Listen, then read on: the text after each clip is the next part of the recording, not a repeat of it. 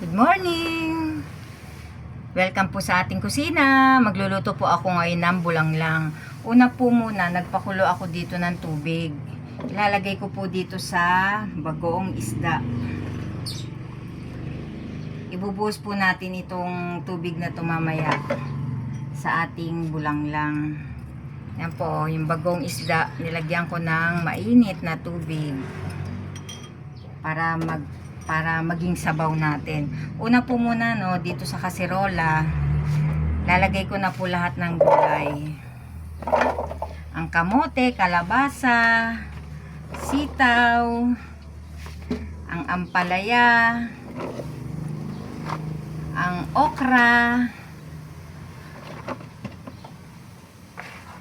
ang bataw,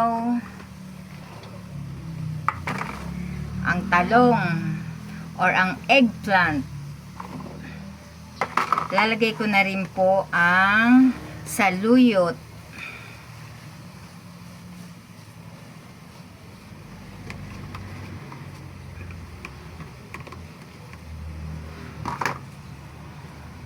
Ito po palang bulaklak at talbos ng kalabasa, bandang huli ko na po ito ilalagay.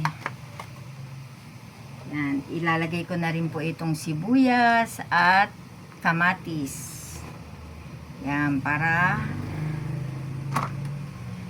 maging malasa ang ating bulanglang. Ngayon po, ibubuhos ko na po itong bagong isda natin. Yan.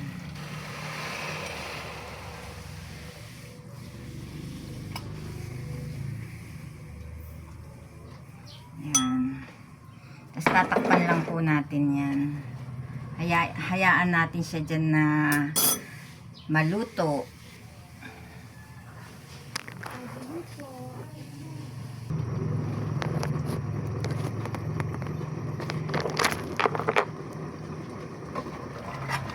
Yan, pagluto ng ating gulay, ilagay na natin ngayon ang talbos ng kalabasa. Yan, ilagay na rin natin ang bulaklak ng kalabasa. Yan.